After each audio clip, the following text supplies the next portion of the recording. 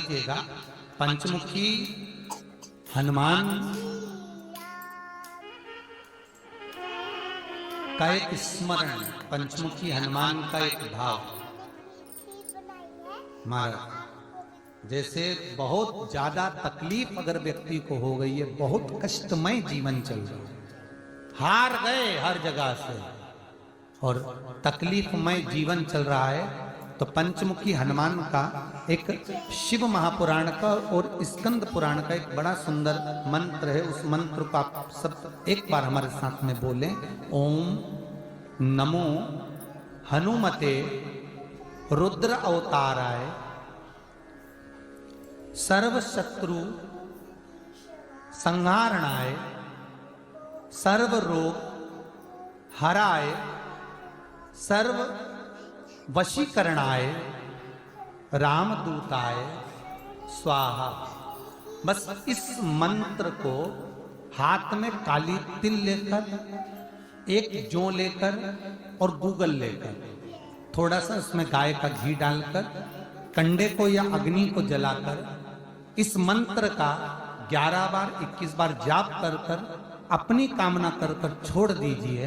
कैसा भी रोग हो, बीमारी हो, कष्ट हो, दुख हो, तकलीफ हो, 21 दिन के अंदर वो आनंद आना प्रारंभ कर देता है। इस मंत्र स्कंद पुराण का, शिव महापुराण का ये मंत्र मूल पंचमुखी हनुमान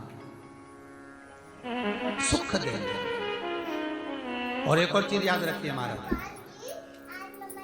यदि कोई काम के लिए जा रहे हो, कोई व्यापार के लिए जा रहे हो या नौकरी करने के लिए जा रहे हो और लगी नहीं रही, बहुत तकलीफ पा रहे हो, सर्विस ही नहीं लग रही, बहुत कष्टमय हो गया, तो निवेदन करूंगा 5 पीपल के पत्ते पर बेसन के 5 लड्डू घर में बने हुए, गाय के घी के 5 लड्डू रख लो। उस लड्डू के बीचों बीच एक आटे का दिया और उसमें तिल्ली का तेल डालकर इसी मंत्र का प्रयोग कर कर पंचमुखी हनुमान का किसी भी हनुमान के मंदिर में जाकर, दक्षिण मुखी हनुमान के मंदिर में जाकर उसको रख कर आ जाइए। इसके बाद आप उस काम के लिए जाइए, आपका काम सफल हो जाएगा। आपको किसी को नहीं कहना पड़ेगा कि हाथ जोड़ना नहीं पड़ेंगे, किसी के पांव नहीं पड़ना पड़ेंगे, तुरंत काम होगा। बस इस मंत्र का स्मरण कर कर पंचमुखी हनुमान का भूतेश्वर जो मंत्र है वो सुख देने वाला। और कई लोग तो ऐसे, उनको आज तक हनुमान चालीसा पढ़ना नहीं है, आज तक कोई चालीसा, चाहे गायत्री चालीसा हो, लक्ष्मी चालीसा हो, शिव चालीसा हो, पढ़ना ही नहीं आती, बस बैठ गए भगवान के सामने और पढ़ लिया आसन लगा के। नहीं नहीं नहीं, चालीसा पढ़ने का भी एक नियम है। अगर कोई लक्ष्य लेकर पढ़ रहे हो तो उसका एक नियम है। पूरी जिंदगी पढ़ते रहोगे तो भगवान की प्राप्ति नहीं है, पर लक्ष्य लेकर अगर पढ़ा है आसन से, जिस भगवान की चालीसा पढ़ रहे हो उसकी मूर्ति या उसका फोटो आपके सामने होना चाहिए। एक घी का दिया, अगर हनुमान चालीसा पढ़ रहे हो तो या तो घी का दिया जलाओ, वो भी गाय के घी का हो, भैंस के घी का मत जलाना, हनुमान जी कभी प्रकट नहीं होंगे भैंस के घी से। घी का दिया लगाइए अगर चालीसा का पाठ कर रहे हो हनुमान जी का। और बहुत ज्यादा संकट है, बहुत ज्यादा परेशानी है, तो हनुमान चालीसा का पाठ करो तो तिल्ली के तेल का दिया लगाओ, काली तिल के तेल का दिया, तिल का तेल का दिया हनुमान जी के सामने आसन बिछाकर। बहुत तकलीफ है तो 3 पाठ प्रतिदिन करो और एक आसन से जितने समय, 9 बजे अगर आप बैठते हो पाठ करने तो 9 बजे ही बैठना। 11 दिन तक प्रतिदिन 3 पाठ रोज करो।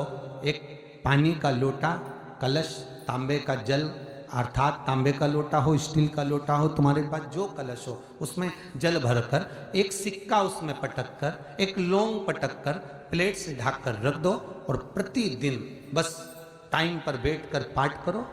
11 दिन पूर्ण होंगे, जिस कामना से आपने पाठ करा है बस वो सिक्का, वो लौंग कलश में से निकाल लो, जल का आचमन करो और जिस काम के लिए करा है वो जल उस प्रयोग में ले लो। उस प्रयोग, किसी से बात करने जाना है तो वो जल पी कर जाइए, कोई से हाथ मिलाना है तो वो सिक्का, वो लौंग अपने हाथ में रखिए, अपने साथ रखिए। तमिलनाडु में एक भक्त हुए मरार, क्या नाम था? मरार, शूद्र थे, शिव के भक्त थे, शंकर के भक्त। मरार के पास में धन नहीं था, पैसा नहीं था, तो मरार ने विचार करा कि भोले बाबा एक बार मंदिर बनाना है तुम्हारा, कुछ भी हो जाए तुम्हारा मंदिर बनाना है। और याद रखना, भाव होगा तो भवन भी जरूर बनेगा, भाव होगा तो भवन भी जरूर बनेगा, और भाव होगा तो भगवान भी जरूर आएगा। निश्चित मरार तमिलनाडु के एक ऐसे भक्त हुए शंकर के, शूद्र थे, नहीं था धन, सेवा करते थे, एक गुरु के पास पहुंच गए, मन है शिव जी का मंदिर बनाना। गुरुजी ने कहा धन है नहीं, संपदा है नहीं, मैं तुझको दे दूं पैसा, ले जाकर बना ले, नहीं आपका भी नहीं चाहिए, मैं तो मेरा बनाना चाहता हूं। ठीक है, तो एक